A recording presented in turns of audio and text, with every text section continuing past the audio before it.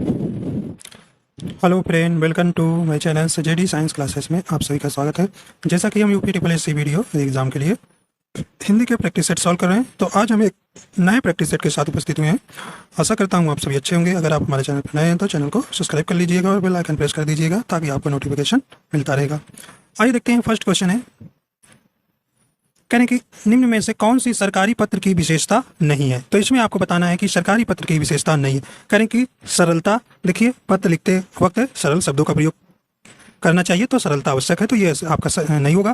कहने की संक्षिप्तता, देखिए नहीं वाला पूछा है, तो संक्षिप्तता मतलब कि छोटे ही शब्दों में बातें कहना, तो उसमें संक्षिप्तता होनी चाहिए, ये भी आपका नहीं होगा। कहने की संपूर्णता, तभी संपूर्णता भी हो, पता लगे आप जो बात कहना चाह रहे हैं पूरी बात नहीं कहकर कुछ बातें वहाँ छोड़ दे रहे हैं, तो इसमें आपको स्पष्ट पत्र नहीं हो पाएगा, इसलिए संपूर्णता भी होना आवश्यक है। तो देखिए नहीं वाला करें तो ऑप्शन नंबर इसका कौन सा हो जाएगा, डी नंबर सही हो जाएगा, अशुद्धता। तो कह रहे हैं कि सरकारी पद की विशेषता नहीं है तो अशुद्धता नहीं है। भाई अशुद्ध लिखेंगे तो क्या होगा, समझने में और सही जवाब देने में समस्याएं उत्पन्न होगी, इसलिए अशुद्धता यहाँ डी नंबर सही हो जाएगा। तो सरकारी पद की विशेषता नहीं हो सकती, कौन सी, अशुद्धता। ठीक, तो डी नंबर आपका सही हो जाएगा। आइए देखते हैं अगला क्वेश्चन है। अगला है, कहने की जिनके उच्चारण में स्वर की सहायता ली जाती है उसे कहते हैं। कौन सा हो जाएगा सही नंबर। तो जिनके उच्चारण में स्वर की सहायता ली जाती है उसे कहते हैं, क्या कहते हैं भाई, कहने व्यंजन, स्वर, विसर्ग, सर्वनाम। तो कौन सा कहेंगे, ऑप्शन नंबर इसका ए नंबर हो जाएगा, व्यंजन कहेंगे। ठीक, तो ऑप्शन नंबर ए सही हो जाएगा। आइए देखते हैं अगला क्वेश्चन। अगला है, कहने की री, ट, ठ, ड, ड और आदि का उच्चारण किससे होता है, कंठ से, मूर्धा से, ओष्ठ से या दंत से। तो बताइए भाई कौन सा सही यहाँ हो जाएगा। तो ऑप्शन नंबर इसका बी नंबर सही हो जाएगा। कौन सा हो जाएगा, मूर्धा से। ठीक है, आइए देखते हैं। देखिए कंठ से किससे हो जाएगा, इसमें का वर्ग आएगा। ठीक है, और ओष्ठ से पा वर्ग आएगा और दंत से ता वर्ग आएगा। ठीक है, ता वर्ग आएगा इसमें, तो इस प्रकार आपका बी ऑप्शन सही हो जाएगा। आइए अगला देखते हैं। कह रहे हैं कि अगला है, संयुक्त व्यंजनों की संख्या कितनी है। कह रहे हैं कि 3 है, 2 है, 5 है, 4 है। बताइए भाई कौन सा हो जाएगा। तो ऑप्शन नंबर इसका कौन सा हो जाएगा, डी नंबर सही हो जाएगा। संयुक्त व्यंजनों की संख्या 4 होती है। तो कौन सी भाई, एक आपका छ, त्र, अगला है ज्ञा और सरा। ठीक है, तो ये आपके 4 जो हैं संयुक्त व्यंजन होते हैं। तो देखिए छा किससे मिलकर बना है, का से और प्लस सा से, और त्रा जो है ता, दत्त, हलंत प्लस र से। ठीक है, और ज्ञा जो है आपका ज्ञा, तो जा प्लस या। ठीक है, और सरा जो है आपका सा प्लस र। ठीक है, तो इस प्रकार आपके ये जो हैं 4 संयुक्त व्यंजन होते हैं। ठीक है, चलिए अगला देखते हैं। अगला है, छोटी प्लस बड़ा आ या किस संधि में इस प्रकार का परिवर्तन होता है। कह रहे कि गुण संधि, अयादि संधि, यण संधि या वृद्धि संधि। तो बताइए यहाँ पर कौन सा सही ऑप्शन हो जाएगा। तो ऑप्शन नंबर इसका कौन सा हो जाएगा, 5 का सी नंबर सही हो जाएगा, यण संधि। तो बड़ी ई और प्लस बड़ा आ मिलके या जो है यण संधि के अंतर्गत आता है। आगे चलते हैं। कहने कि गंगा तट पर कुछ लोग भजन कर रहे थे, रेखांकित शब्द में कौन सा समास है। कौन सा समास है यहाँ पे आपको बतलाना है। तो गंगा तट का समास विग्रह होगा गंगा का तट, गंगा का तट। ठीक है, तो इस प्रकार बताइए कौन सा सही हो जाएगा। कहें द्वंद्व समास, तत्पुरुष समास, कर्मधारय समास, अव्ययी भाव समास। तो कौन सा हो जाएगा भी, तो ऑप्शन नंबर इसका बी नंबर सही हो जाएगा, तत्पुरुष समास। तो संबंध तत्पुरुष समास हो जाएगा, यहाँ पर बी नंबर आपका सही हो जाएगा। ठीक है, आइए अगला चलते हैं। अगला प्रश्न है, निम्नलिखित शब्दों में से एक में उपसर्ग का प्रयोग हुआ है। तो बताइए भाई किस शब्द में इसमें यहाँ पर उपसर्ग का प्रयोग हुआ है। करेंगे निगाह, निवाला, निढाल, निशाचर। तो बताइए सही कहाँ यहाँ पर जो है उपसर्ग का प्रयोग हुआ है। तो ऑप्शन नंबर सही कौन सा हो जाएगा, सी नंबर यहाँ सही हो जाएगा, निढाल। तो नी प्लस ढाल। ठीक है, तो ऑप्शन नंबर सी में नी उपसर्ग का प्रयोग किया गया है। अगला है 8 नंबर प्रश्न कह रहे हैं कि तकरीबन 5000 लोग थे, रेखांकित शब्द में निपात का प्रकार बताइए। तकरीबन बताइए भी, कहते तुलना बोधक है, आदर बोधक है, अवधारणा बोधक है या निषेध बोधक है? बताइए भी। तो कौन सा सही ऑप्शन यहाँ पर हो जाएगा? तो करें तकरीबन 5000 लोग थे, तो कौन सा हो जाएगा? अवधारणा बोधक। तो ऑप्शन नंबर इसका सी नंबर सही हो जाएगा। देखिए रेखांकित शब्द तकरीबन में आपको बताना था ये बात। अगला है कहें कि निम्नलिखित में से तत्सम शब्द है, कहें कि गरम, नरक, नरम, तीर्थ। तो ऑप्शन 9 का नंबर का कौन सा सही हो जाएगा? तो यहाँ तत्सम शब्द आपको बतलाना है, कौन सा हो जाएगा? तो ऑप्शन नंबर इसका डी नंबर सही हो जाएगा। तीर्थ जो है आपका तत्सम शब्द है और इसका तद्भव क्या हो जाएगा? तीर्थ। क्या हो जाएगा भाई? तीर्थ। तो इस प्रकार आपका ऑप्शन नंबर डी सही हो जाएगा। देखिए गरम, गरम का तत्सम क्या हो जाएगा? आपका उष्ण हो जाएगा, ठीक है। और नरम का तत्सम क्या हो जाएगा? नम्र, ठीक है। और भाई भी चलिए, तो और नरक का आप जानते हैं क्या हो जाएगा? इसका तत्सम नरक हो जाएगा, ठीक है। चलिए आगे चलते हैं। अगला है विसर्ग का प्रयोग किन शब्दों में नहीं होता है? तो बताइए विसर्ग का शब्द कहाँ प्रयोग नहीं होता है? अब प्रश्न संख्या 10 का कौन सा हो जाएगा? नहीं, तद्भव में, तत्सम में, संकर में, इनमें से कोई नहीं, इनमें से सभी। बताइए कौन सा सही हो जाएगा? तो ऑप्शन नंबर इसका ए नंबर सही हो जाएगा। विसर्ग का प्रयोग जो है तद्भव में नहीं होता है। आइए देखते हैं अगला प्रश्न। आइए देखते हैं अगला प्रश्न। करें कि निम्नलिखित में से तद्भव तत्सम का सर्वोत्तम शब्द युग में है।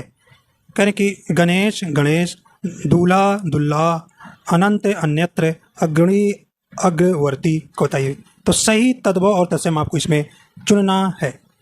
तो कौन सा ऑप्शन इसमें सही हो जाएगा? तो ऑप्शन नंबर इसका कौन सा हो जाएगा?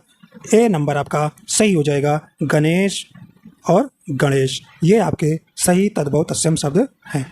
आइए देखते हैं अगला प्रश्न है। अगला प्रश्न भी कह रहे कि निम्नलिखित शब्दों में से विदेशी शब्द को पहचानिए। तो आपको यहाँ विदेशी शब्द कौन सा है, इनमें सही शब्द आपको पहचानना है। कहें कि गोली, भोंपू, मिर्च, इनाम। तो सही शब्द कौन सा हो जाएगा यहाँ पर? विदेशी शब्द तो ऑप्शन नंबर डी नंबर आपका सही हो जाएगा। इनाम जो है आपका कहाँ का है? ये अरबी भाषा का शब्द है, ठीक है।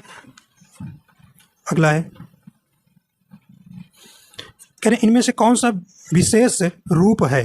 कह रहे कि कलमी, उपकृत, शीतल, माता। तो सही ऑप्शन कौन सा हो जाएगा भाई? तो विशेष कौन सा इसमें शब्द हो जाएगा? तो आपका जो विशेष कौन हो जाएगा यहाँ पे? ऑप्शन नंबर इसका डी नंबर से हो जाएगा। माता जो है आपका विशेष शब्द हो जाएगा, ठीक है। अगला प्रश्न देखिए। मैं स्वयं चला जाऊंगा वाक्य में निजवाचक सर्वनाम कौन सा है? मैं स्वयं चला जाऊंगा वाक्य में निजवाचक सर्वनाम है। तो भाई चलिए बताइए। तो आपके सर्वनाम कुल 6 हैं। तो बताइए निजवाचक सर्वनाम क्या होता है? तो निजवाचक सर्वनाम वो होता है जिन सर्वनामों का प्रयोग कर्ता के साथ अपनेपन का बोध कराने के लिए किया जाता है, उसे निजवाचक सर्वनाम कहते हैं। जैसे हमें, तुम, अपने, आप, निजी, खुद, स्वयं, ठीक। तो बताइए यहाँ पे मैं स्वयं चला जाऊंगा वाक्य में निजवाचक सर्वनाम कौन सा होगा? चलिए भाई बताइए कौन सा होगा? तो ऑप्शन नंबर इसका कौन सा हो जाएगा? बी नंबर आपका सही हो जाएगा, स्वयं। चलिए अगला चलते हैं। करें कि निम्नलिखित शब्दों में से विशेषण को पहचानिए। चलिए भाई विशेषण को पहचानना है। करें कि उपार्जन, उपनिवेश, चक्षु, घरेलू। तो बताइए भी इसमें कौन सा आपका विशेषण शब्द है? तो विशेषण शब्द क्या होते हैं? संज्ञा और सर्वनाम की क्या करते हैं? विशेषता बताते हैं, उन्हें हम विशेषण शब्द कहते हैं। विशेषण आपके 4 हैं। तो बताइए यहाँ पर कौन सा सही ऑप्शन हो जाएगा? तो कौन सा हो जाएगा? तो ऑप्शन नंबर आपका डी नंबर यहाँ चला जाएगा। घरेलू जो है आपका विशेषण शब्द है। अगला है अर्थ के आधार पर क्रिया विशेषण का भेद नहीं है। अर्थ के आधार पर क्रिया विशेषण का इसमें आपको भेद नहीं है, ये आपको बताना है। चलिए भाई करें कि कालवाचक, परिमाणवाचक, जातिवाचक, स्थानवाचक। देखिए अर्थ के आधार पर इसके कितने भेद होते हैं? 4 भेद होते हैं। तो क्रिया विशेषण के अर्थ के आधार पर 4 भेद होते हैं, ठीक है। कौन कौन से भाई? कालवाचक क्रिया विशेषण, रीतिवाचक, स्थानवाचक, परिमाणवाचक। तो बताइए देखिए पहला है कालवाचक, ठीक है, पहला हो गया। दूसरा हो गया रीतिवाचक, ठीक है। और तीसरा कौन सा हो गया भाई, स्थानवाचक, स्थानवाचक। चौथा कौन हो गया, परिमाणवाचक, परिमाणवाचक। तो इस प्रकार अर्थ के आधार पर आपके क्रिया विशेषण 4 भेद होते हैं। ठीक है, ठीक। तो आगे देखते हैं कि क्रिया विशेषण जिन शब्दों से क्रिया की विशेषता का पता चलता है उन शब्दों को हम क्रिया विशेषण कहते हैं। जैसे धीरे धीरे चल, वह जो है धीरे धीरे चलता है। तो इस वाक्य में जो है चलता क्रिया है और धीरे धीरे उसकी विशेषता है। ठीक है, तो बताइए, तो इसमें आपका कह रहे हैं कि कौन सा नहीं हो जाएगा भाई, चलिए बताइए। तो ऑप्शन नंबर कौन सा हो जाएगा, सी नंबर आपका सही हो जाएगा। जातिवाचक जो है या जो है क्रिया विशेषण का भेद नहीं है। ठीक है, अगला है कहने की शाबाश, कमाल कर दिया, रेखांकित शब्द में है, अव्यय है, सर्वनाम है, क्रिया है, यौगिक है। चलिए बताइए। तो अव्यय आपके 4 भेद होते हैं जिनमें लिंग पुरुष वचन का कोई प्रभाव नहीं पड़ता है। तो बताइए भाई यहाँ पर कौन सा है सही। तो ऑप्शन नंबर इसका कौन सा हो जाएगा, ए नंबर सही हो जाएगा, विस्मयादिबोधक अव्यय हो जाएगा। तो आपका ए नंबर यहाँ पर सही ऑप्शन हो जाएगा। तो आपसे रेखांकित शब्द पूछा था, तो ठीक, तो ये अव्यय है। चलिए अगला चलते हैं। चलिए भाई अगला प्रश्न है, करेक्ट निपात है। तो आपको यहाँ निपात क्या होता है बताना है। तो ये कहते हैं क्रिया है, सर्वनाम है, अव्यय है या विशेषण है। देखिए निपात जो होते हैं वाक्य के अंग होते हुए भी ये वाक्य के अंग नहीं कहलाते हैं। तो इस प्रकार आपके निपात कितने, कौन सा यहाँ हो जाएगा। तो कह रहे हैं क्रिया है, सर्वनाम है, अव्यय है और विशेषण है। तो निपात जो है ये बेसिकली क्या बताता है, अव्यय को बतलाता है। तो इस प्रकार आपका यहाँ सी नंबर सही हो जाएगा। तो निपात क्या है, एक अव्यय है। आइए देखते हैं अगला। कह रहे हैं कि गोष्ठी सफल रही रेखांकित शब्द का पर्यायवाची है। चलिए भाई गोष्ठी, कह रहे हैं कि क्या इसका पर्यायवाची बताना है। करें कि कलेवर है, काया है, कोश है, सभा है। तो सही ऑप्शन यहाँ पर कौन सा हो जाएगा। तो ऑप्शन नंबर इसका सभा कौन सा हो जाएगा, डी नंबर सही हो जाएगा, सभा। तो गोष्ठी का पर्यायवाची शब्द सभा हो जाएगा। ठीक है, सभा के और पर्यायवाची हैं, जैसे बैठक भी इसको बोलते हैं, बैठक, बज में परिषद भी बोलते हैं, मंडली भी बोलते हैं, समिति भी बोलते हैं, संघ भी बोलते हैं, सत्र भी बोलते हैं, महफिल भी बोलते हैं और दरबार भी बोलते हैं। ठीक, तो ये कुछ जो है सभा के पर्यायवाची हैं। आइए अगला देखते हैं। करें ईश्वर की असीम कृपा है रेखांकित शब्द का सटीक विलोम होगा। तो यहाँ आपको विलोम शब्द बतलाना है। तो बताइए भी कौन सा सही हो जाएगा। करें कि ससीम हो जाएगा, सीम हो जाएगा, सुसीम हो जाएगा, संकुचित हो जाएगा। तो सही ऑप्शन क्या हो जाएगा। तो असीम का विलोम क्या हो जाएगा, ससीम हो जाएगा। तो ऑप्शन नंबर यहाँ ए नंबर सही हो जाएगा। अगला है शब्द युग्म की कौन सी जोड़ी सही है। तो सही शब्द युग्म की आपको जोड़ी यहाँ बताना है।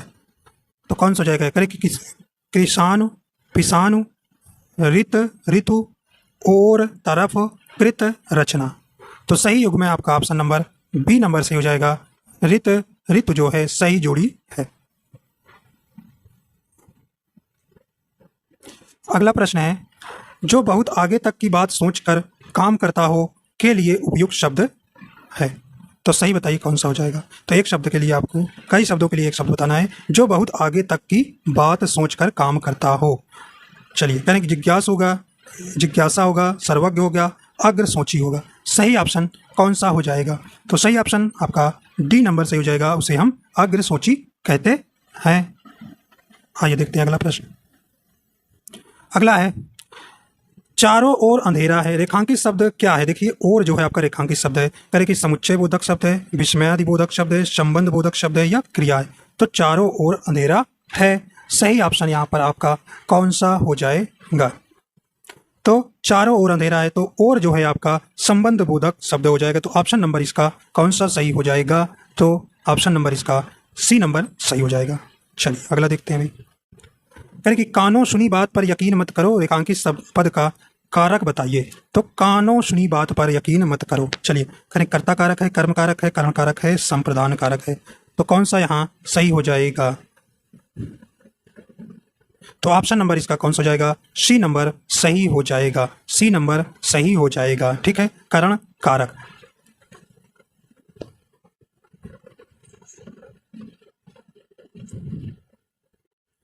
आइए देखते हैं अगला और देखते हैं कि कारक आपके कितने प्रकार के होते हैं, 8 प्रकार के होते हैं। ठीक है, तो कर्ता कारक, कर्म कारक, करण कारक, संप्रदान कारक, अपादान कारक, संबंध कारक, अधिकरण कारक और संबोधन। ठीक, तो कर्ता कारक के चिन्ह क्या है, ने है, कर्म का, को, करण का, से, के द्वारा, संप्रदान को, के लिए और अपादान कारक से, संबंध का, की के और अधिकरण में, पर। ठीक, तो यहाँ पर कौन हो जाएगा, तो ऑप्शन नंबर यहाँ सी नंबर सही हो जाएगा, करण कारक। आइए देखते हैं अगला है, निम्नलिखित में से कौन सा विकल्प बहु का बहुवचन दर्शाता है। तो बहु का आपका बहुवचन बताना है, करें कि बहुए, बहुजन, बहुए, बहुए। तो कौन सा हो जाएगा, तो ऑप्शन नंबर ए नंबर इसका सही हो जाएगा, बहुए जो है बहु का बहुवचन हो जाएगा। आगे देखते हैं अगला है, सेब खाया जाता है में कौन सा वाच्य है। सेब खाया जाता है, तो वाच्य आपके कितने होते हैं, 3 प्रकार के होते हैं, कर्मवाच्य, भाववाच्य, कृतवाच्य। तो बताइए सेब खाया जाता है में कौन सा वाच्य है, तो कौन सा हो जाएगा, तो ऑप्शन नंबर यहाँ पे बी नंबर सही हो जाएगा, कर्मवाच्य है। चलिए आगे देखते हैं अगला प्रश्न है, मेरी जेब में 10 रुपए हैं, वाक्य में प्रयुक्त काल कौन सा है। बताइए भाई, मेरी जेब में 10 रुपए हैं, करें संदिग्ध वर्तमान काल है, पूर्ण वर्तमान काल है, अपूर्ण वर्तमान काल है, अपूर्ण वर्तमान काल है। अच्छा, अपूर्ण 2 बार हो गया, कोई दिक्कत नहीं। चलिए, तो यहाँ पे आपको काल बतलाना है, तो मेरी जेब में 10 रुपए हैं, बताइए कौन सा सही हो जाएगा, तो ऑप्शन नंबर यहाँ पे बी नंबर सही हो जाएगा, पूर्ण वर्तमान काल है। अगला है, करें कि बहुवचन का कौन सा विकल्प अनुचित है। करें कि विधियाँ, रीतियाँ, नीतियाँ। तो बताइए भाई, बहुवचन का कौन सा रूप जो है अनुचित यहाँ पर दर्शाया गया है, तो ऑप्शन नंबर इसका कौन सा हो जाएगा, बी नंबर सही हो जाएगा। तो यहाँ पर रीतियाँ होती हैं, ठीक है, तो ऑप्शन नंबर यहाँ पर यही आपका अनुचित दर्शाया गया है। ठीक है, तो इस प्रकार आपका बी सही हो जाएगा। अगला है, निम्नलिखित प्रश्न में 4 विकल्प में से उस विकल्प का चयन करे जो सही वाक्य का विकल्प है। कहें कि माँ ने कहा था कि उन्हें बाजार जाना है, माँ ने कहा था कि उन्हें, देखिए की आया है, तो ये की किस में आता है बताइए। करें मिश्र वाक्य में, संयुक्त वाक्य में, निषेधवाचक वाक्य में, निषेधवाचक वाक्य में, संकेतवाचक वाक्य में, बताइए। तो यहाँ सही ऑप्शन कौन सा जाएगा, देखिए की जिसमें आता है, की शब्द से जुड़ा हुआ है, तो वहाँ पे आपका मिश्र वाक्य अंतर्गत आता है, तो ऑप्शन नंबर यहाँ पे ए नंबर आपका सही हो जाएगा। अगला प्रश्न है, यानी वाक्य में जिसके विषय में कहा जाता है वह उद्देश्य है, विधेय है, वाक्य विस्तार है, इनमें से कोई नहीं। बताइए भी, वाक्य में जिसके विषय में कहा जाता है वह है, तो सही ऑप्शन कौन सा यहाँ हो जाएगा, तो वाक्य में जिसके विषय में कहा जाता है उसे हम कहते हैं उद्देश्य, तो ऑप्शन नंबर इसका ए नंबर सही हो जाएगा। अगला प्रश्न है, करें कि शुद्ध वर्तनी का चयन कीजिए, इसमें से आपको शुद्ध वर्तनी वाला शब्द बतलाना है, तो कौन सा यहाँ पर हो जाएगा, तो ऑप्शन नंबर इसका सी नंबर सही हो जाएगा। शिक्षणेतर जो है आपका शुद्ध वर्तनी वाला शब्द है। अगला है, अगला प्रश्न कहने की आपने क्या कहा, रेखांकित चिन्ह को पहचानिए, तो कहा आपको रेखांकित चिन्ह है तो यही पहचानना है। करे प्रश्नवाचक है, अल्पविराम है, निषेधवाचक है या लगाव चिन्ह है। चलिए बताइए, तो कौन हो जाएगा, ऑप्शन नंबर ए नंबर सही हो जाएगा, प्रश्नवाचक है। अगला प्रश्न है, श्री कामता प्रसाद गुरु ने विराम चिन्हों की संख्या कितनी बताई है, तो बताइए भाई कितनी इन्होंने बताई है विराम चिन्हों की संख्या, तो सही ऑप्शन कौन सा हो जाएगा, डी नंबर सही हो जाएगा, 20। अगला प्रश्न है, करें उस विकल्प का चयन करें जो दिए गए मुहावरे का सही अर्थ है। बताइए, करें कि 8-8 आंसू रोना, चलिए 8-8 आंसू रोना सही मुहावरे का करें, पछताना, बहुत अधिक विलाप करना, आश्चर्यचकित होना या गिन चुनकर रोना, तो बताइए भाई कौन सा यहाँ हो जाएगा, तो ऑप्शन नंबर इसका ए नंबर सही हो जाएगा, पछताना जो है 8-8 आंसू रोना का सही मुहावरे का अर्थ हो जाएगा। आइए देखते हैं अगला प्रश्न। नेक्स्ट प्रश्न है, करें कि सावन हरे न भादों सूखे लोकोक्ति का सही अर्थ क्या है। करें सावन में हरा और भादों में सूखा, न सावन में हरा न भादों में सूखा, असंभव बात सदा एक सी दशा। तो सही ऑप्शन कौन सा हो जाएगा यहाँ? डी नंबर सही हो जाएगा, सदा एक सी दशा। सावन हरे न भादव सूखो, सूखे का सही लोकोक्ति अर्थ है सदा एक सी दशा में रहना। ठीक है,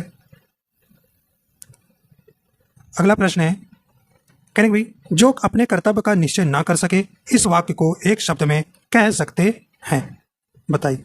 करें कि द्वंद्वग्रस्त, भ्रमित, किंग किंग किंग किंग कर्तव्य विमूढ़ या दुविधाग्रस्त। तो बताइए भाई दुविधाग्रस्त सही ऑप्शन यहाँ कौन सा हो जाएगा? जो अपने कर्तव्य का निश्चय ना कर सके, सही ऑप्शन इसका कौन हो जाएगा? सी नंबर सही हो जाएगा, किंग कर्तव्य विमूढ़। ठीक है, अगला प्रश्न है, निम्नलिखित प्रश्न में 4 विकल्पों में से उस विकल्प का चयन करें जो दिए गए शब्द का सही समानार्थी शब्द वाला विकल्प है।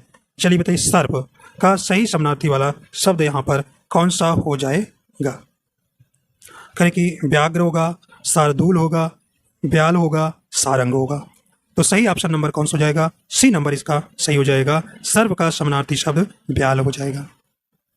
अगला प्रश्न है, कहें कि पूर्वी हिंदी वर्ग की बोलियों का विकास किससे माना गया है? बताइए। करें सौरसेनी अपभ्रंश से, मगधी अपभ्रंश से, अर्धमगधी अपभ्रंश से, नागर अपभ्रंश से। चलिए, तो सही ऑप्शन कौन सा हो जाएगा? सी नंबर चला जाएगा, अर्धमगधी अपभ्रंश से पूर्वी हिंदी वर्ग की बोलियों का विकास हुआ है। आइए आगे चलते हैं।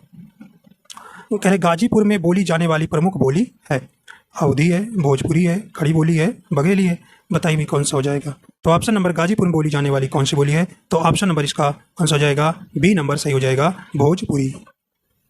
अगला प्रश्न है, बिहारी के प्रसिद्ध हैं क्या? प्रसिद्ध कवित्त, सवैया, पद, दोहा। तो भाई बिहारी के क्या प्रसिद्ध हैं? तो इनके जो हैं दोहे प्रसिद्ध है। तो ऑप्शन नंबर इसका डी नंबर सही हो जाएगा, दोहा। अगला प्रश्न है, कहने भाई अंग्रेजी का हिंदी अनुवाद लिखिए, सही अनुवाद स्पष्ट कीजिए।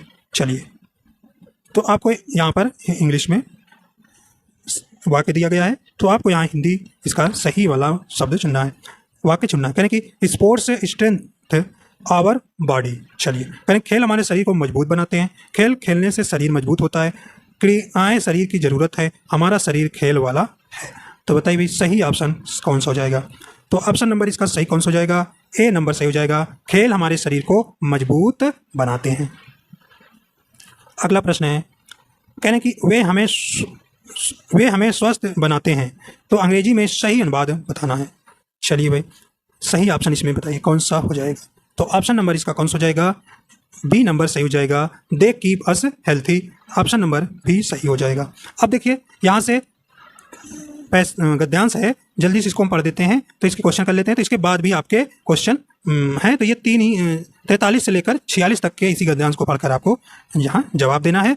और फिर इसके बाद आपके जो 4 क्वेश्चन हैं वो काफ़ी इंपॉर्टेंट प्रश्न हैं, तो वहाँ पर हम देखेंगे। तो पहले इनको देख लेते हैं गद्यांश को, ठीक है। आइए देखते हैं, पहला पढ़ते हैं इसको।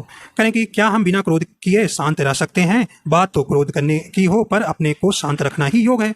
इस महायोग की प्रवृत्ति हम स्वयं पैदा कर सकते हैं। महत्वपूर्ण है कि हम एकांत में बैठे आस्था रखें कि हाँ मुझे शांत रहना है, मुझे किसी भी परिस्थिति में उत्तेजित नहीं होना है, और मैं ऐसा एक कर सकता हूँ। अतः एकाग्रचित होकर दृढ़ संकल्प शक्ति द्वारा हम शांत रहने की प्रवृत्ति को अपनाकर क्रोध पर काबू पा सकते हैं। चलिए आगे चलते हैं।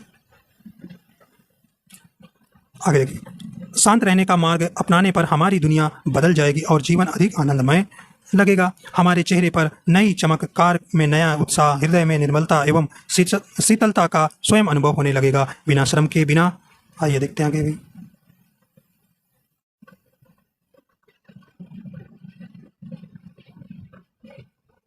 किसी खर्च के और किसी उपचार के बिना ही पहचान क्रिया स्वतः ठीक होने पर छोटे मोटे रोग दूर भाग जाएंगे।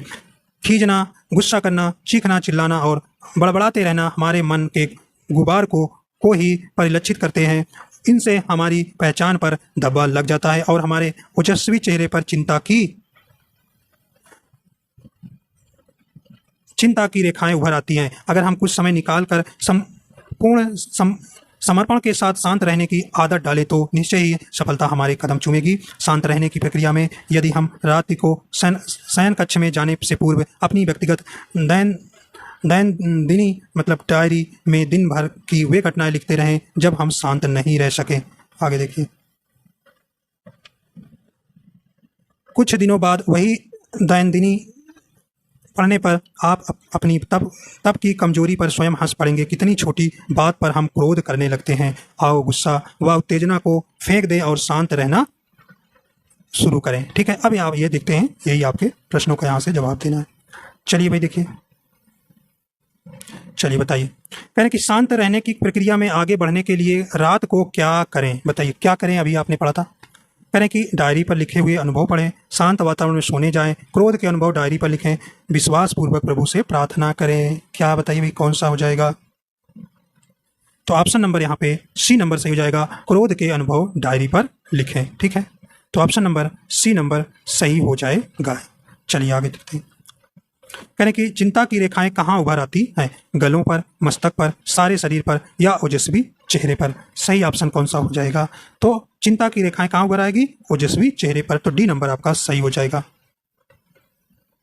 अगला देखिए, कह रहे उपर्युक्त गद्यांश का सही शीर्षक आपको बतलाना है। कह रहे शांत रहो, सुखी रहो, सफलता का उपाय, एकाग्रचित बनो, क्रोध में अमंगल।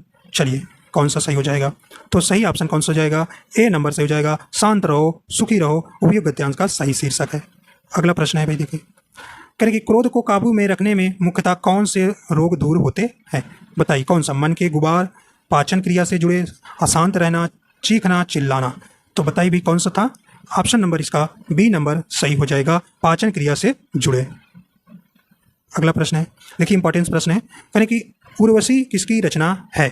ठीक है, करें कि राम वृक्ष बेनीपुरी का, रामधारी सिंह दिनकर का, सियाराम शरण का या आज्ञे का। ठीक है, तो ऑप्शन नंबर इसका कौन सा हो जाएगा, बी नंबर सही हो जाएगा, रामधारी सिंह दिनकर की जो है उर्वशी रचना है। तो इसका प्रथम संस्करण जो है कब हुआ था भाई, 1961 में, यह भी याद रखना।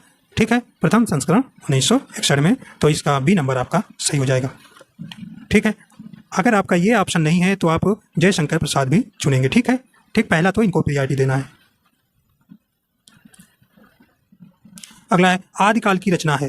करेक्ट, अखरावट, छत्रसाल दशक, दीपशिखा या खुमान रासो। तो बताइए यहाँ पर आपको बताना है आदिकाल की रचना। तो सही ऑप्शन कौन सा हो जाएगा, डी नंबर सही हो जाएगा, खुमान रासो जो है आपका यहाँ पर आदिकाल की रचना है। करें कि महाप्रसाद द्विवेदी सरस्वती के संपादक कब नियुक्त हुए, बताइए कब नियुक्त हुए। तो सही ऑप्शन कौन सा हो जाएगा, सी नंबर सही हो जाएगा, 1903 ईस्वी में। ठीक है, तो महावीर प्रसाद द्विवेदी सरस्वती के संपादक कब नियुक्त हुए, 1903 ईस्वी में। अगला प्रश्न है, कहें कि आचार्य रामचंद्र शुक्ल द्वारा रचित हिंदी साहित्य का इतिहास का प्रकाशन वर्ष है। तो हिंदी साहित्य का इतिहास का प्रकाशन वर्ष कब है, तो कहें कि 1917 में, 1918 में, 1919 में, 1929 में। तो सही ऑप्शन कौन सा हो जाएगा, तो ऑप्शन नंबर इसका कौन सा हो जाएगा, डी नंबर सही हो जाएगा, 1929 में जो है हिंदी साहित्य का इतिहास का प्रकाशन वर्ष है। ठीक, तो इस प्रकार आपके 50 क्वेश्चन कंप्लीट हो जाते हैं। तो आशा करता हूँ आप सभी को पसंद आए हैं। अगर आप हमारे चैनल पर नए हैं तो चैनल को सब्सक्राइब कर लीजिएगा, लाइक शेयर कर दीजिएगा। वीडियो देखने के लिए आपका बहुत बहुत धन्यवाद।